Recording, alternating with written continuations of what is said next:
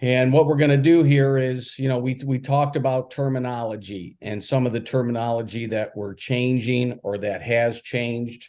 And one is being a licensed broker. And I've talked about this before, and I can assure you what's being done behind the scenes is we're really looking to supercharge the training, to update it, to really get it more extensive. That when somebody does take that broker, licensing process, that they're going to come out with a good foundation of how to do the business. And that's what we really tried to do with those 5-part series. I don't know if it's going to be a company specific where we're going to take either, Ideal Furniture at the time we talked about that. And at the time it was DLS, Dirty Laundry Solutions. There might be some additional training for each one as possibly a segment, because I think as a broker, what you want to do when obviously you go through the sales process, it's okay, what do I do next? Well, the next thing is you want to learn, the portfolio of companies. You really want to do a deep dive into content. What is the business about?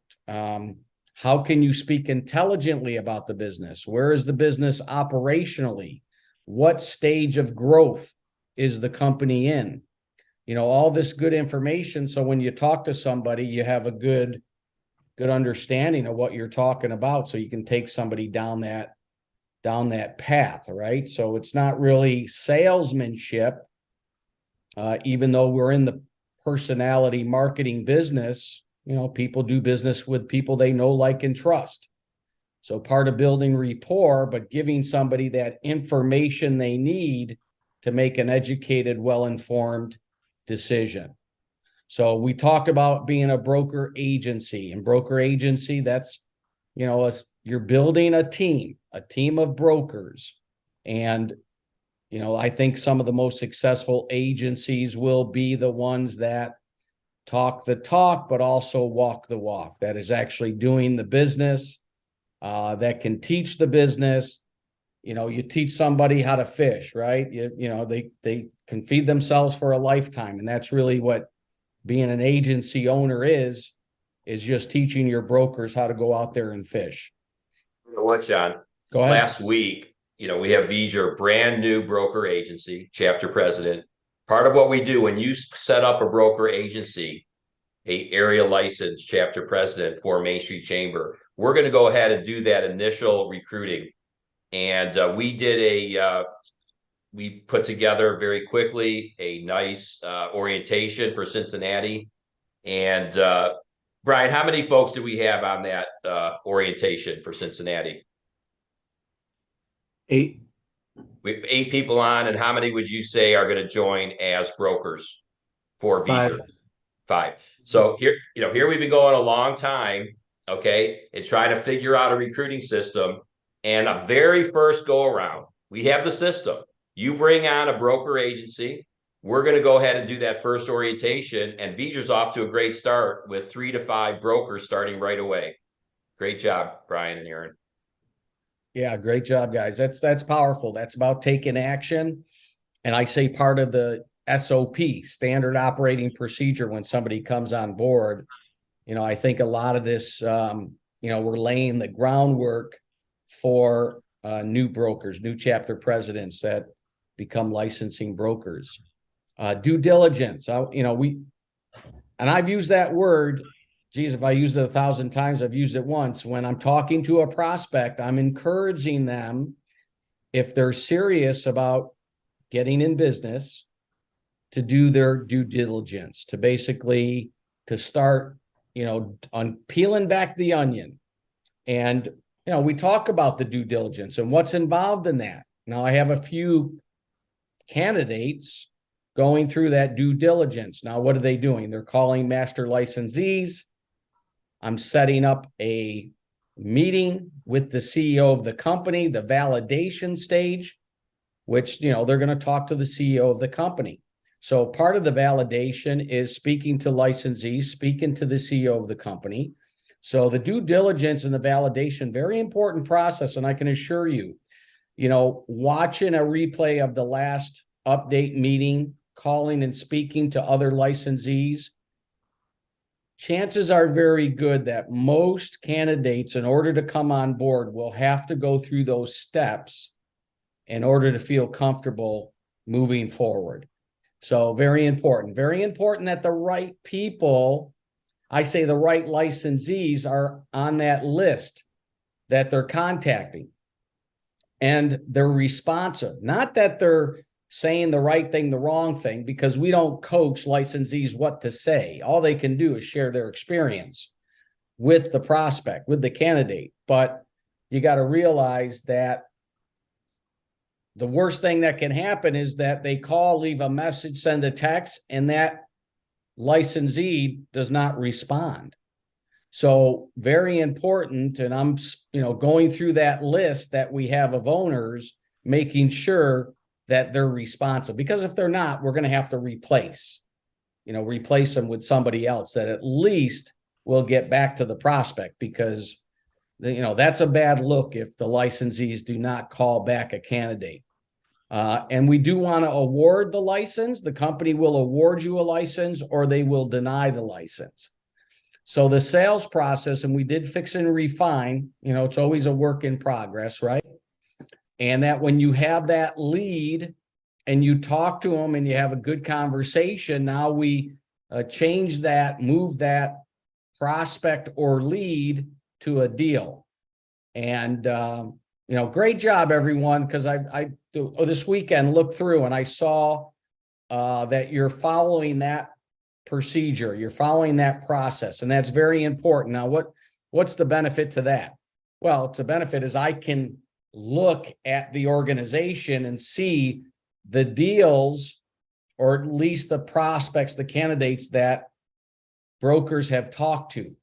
So now I know that they started the sales process, because let's be realistic, until you actually talk to somebody, have a conversation, and do a presentation, you don't really have other than a name, number, and email. I mean, so that becomes a deal in process. And then we take them from that step forward.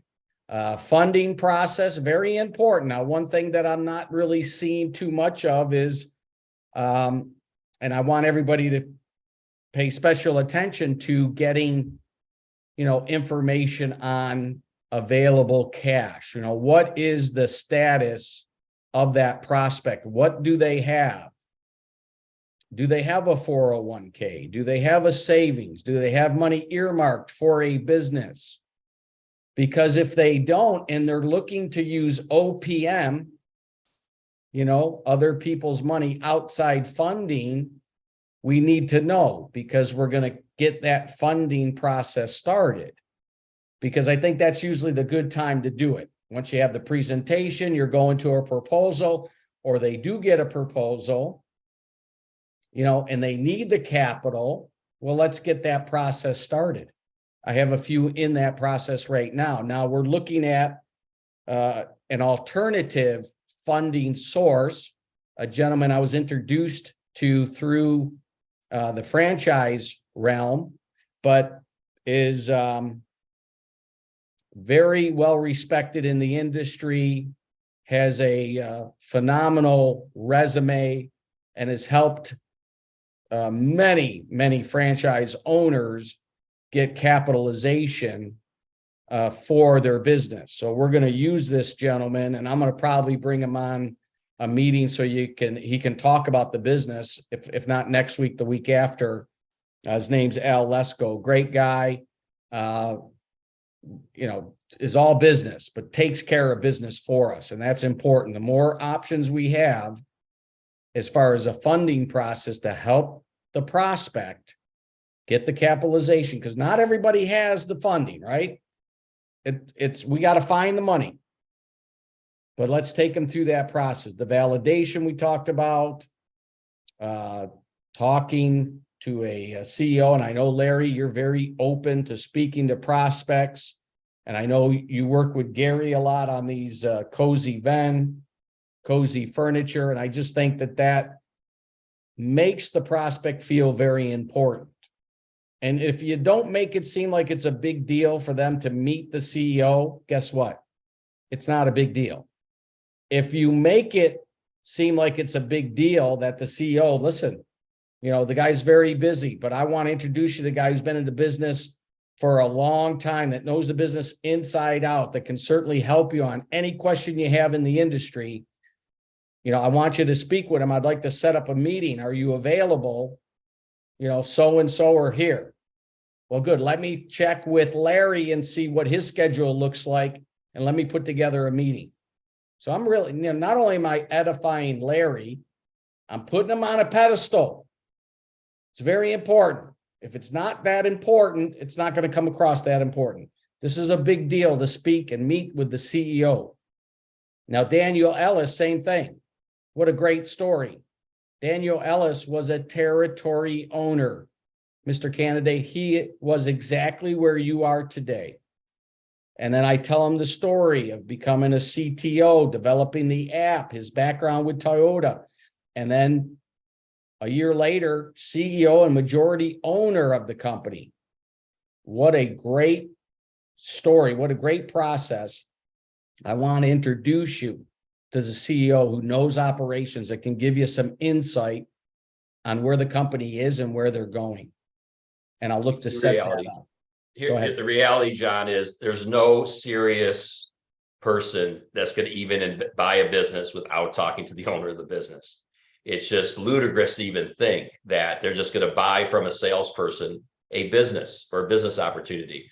So it is not only important, it is necessary. It is 100% necessary that if you really want to close the deal, you want to get your prospect talking to the CEO or the owner. And the owner, just like I always said in the furniture business, I may not have been the best furniture salesperson, but when I own the store, there's no furniture salesperson in the country that could compete with the owner. The owner can do whatever they want. They can make special deals. They can make special promises. They can do guarantees. They can take the person under their wing. There's so many advantages that an owner of a business has over a salesperson.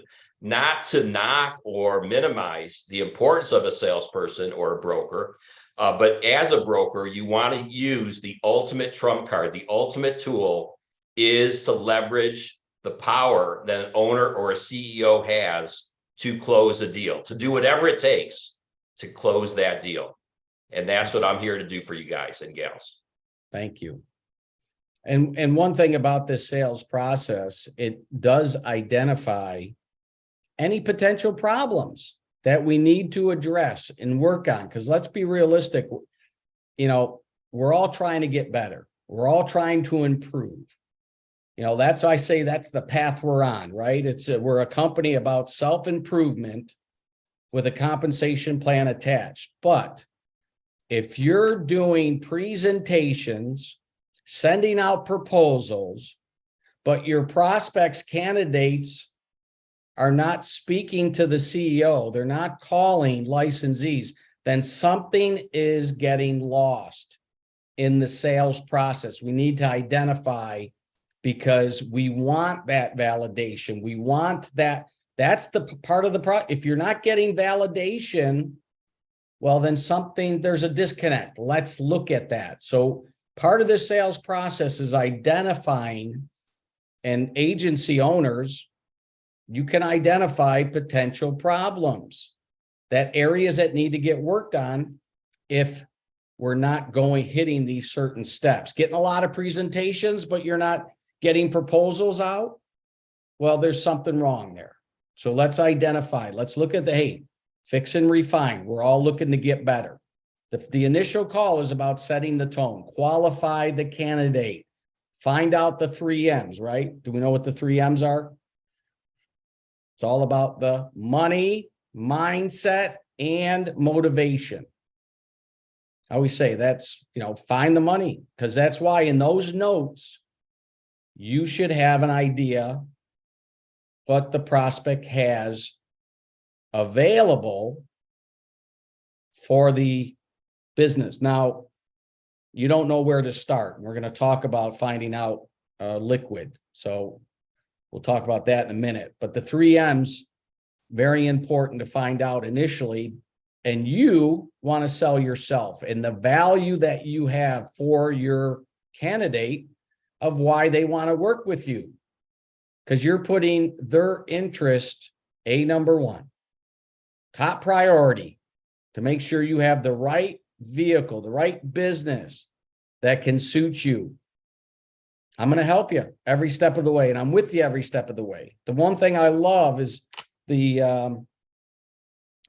not only after the sale's made, but the relationships that you've built with your candidates that are now licensees that have a business that are involved, and you stay in touch with them.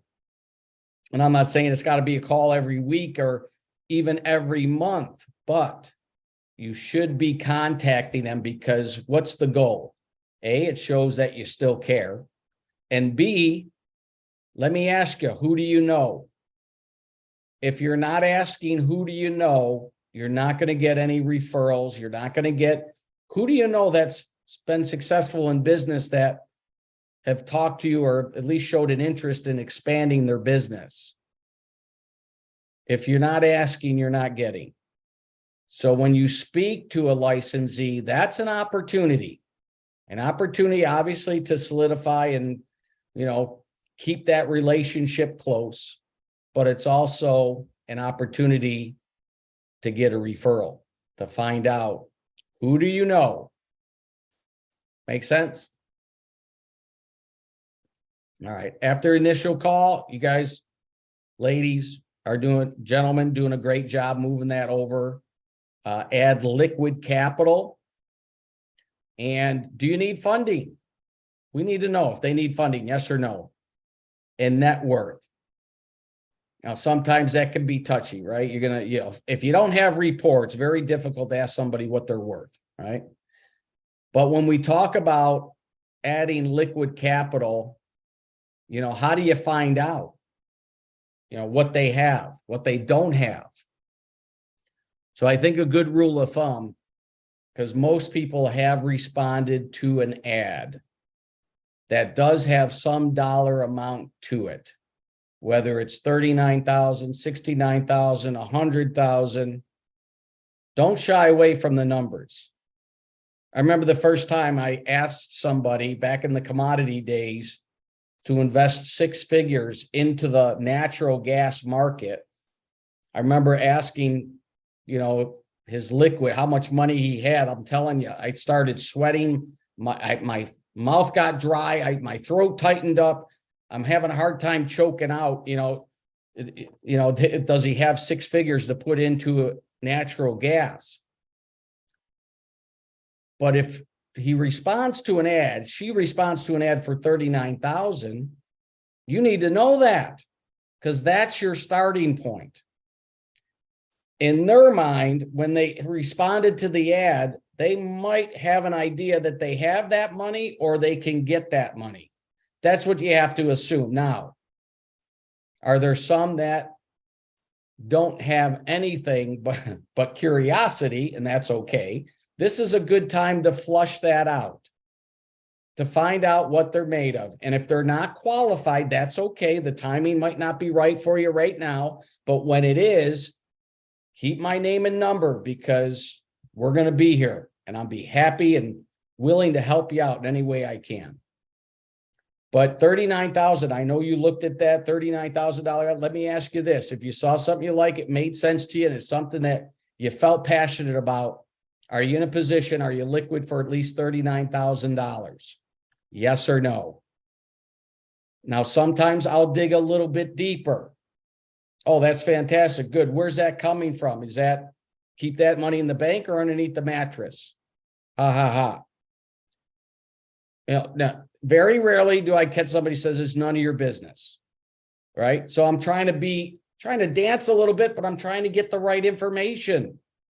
So I'm finding out how liquid they are. And let me ask you, are you liquid for 39,000? Or are you looking to use what I call OPM, other people's money, outside funding? Oh, outside funding. Oh, great. Okay. Well, if everybody could, I'm sure they would. It takes money to make money. We know that. But let me ask you this, how's your credit profile? Now I say credit profile because I don't say what's your credit score, even though in their mind, that's exactly what they heard.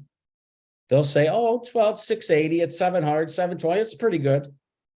Now, if I've done my job and I found out what they do, how long they've done it, the position they're in, I have an idea what kind of income they make just based on what they do for a living.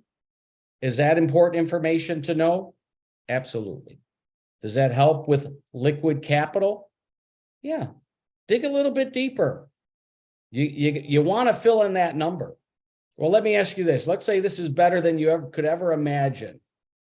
I mean, where's your risk tolerance? Is it 100,000 or is it more than that? I mean, have fun with it. Try it. If you don't ask, you don't get, but you'll be surprised how much information you can get, which will make your job a lot easier. Now you know what you're working with. Does that make sense? Any questions, comments on that? It's okay to ask. If you don't ask, you're not going to get. And if you're going through this process of qualifying, you can focus more on the process, but here's what I'll tell you is that if you're not getting a number, you're spending a lot of time, energy, and effort to something that may or may not work out. Mm-hmm. Right, Joyce? Yes, I just wanted to give you another phrase or share another phrase that I like to use. I will ask my prospect, where's your financial comfort level? You know, that's another kind of a soft way of getting that same information. But, you know, I like all of the ways that you're giving us here to kind of draw that information out of the person. And once again, having built that rapport with them, that's key. They're not going to answer these questions unless you have established that relationship with them. Awesome stuff, John. Yeah, thank you. Yes, it is about when to ask. And, you know, some guys like to do the qualification early on, you know, within 5 minutes. For me, I don't take that route because for what you just mentioned, building rapport, spending some time, seeing if they are interested. Now, if they love it, oh, you know what? That's on-demand laundry. That's huge potential. Now I know they're interested. They see the big picture. Great time to go ahead and qualify, you know, to find the money. Gary, what do you find as far as qualifying? Do you have any specific questions that you ask when you do qualify somebody? Yeah, you have the money or not? You know. Right. I'm just the direct approach might not work for everybody.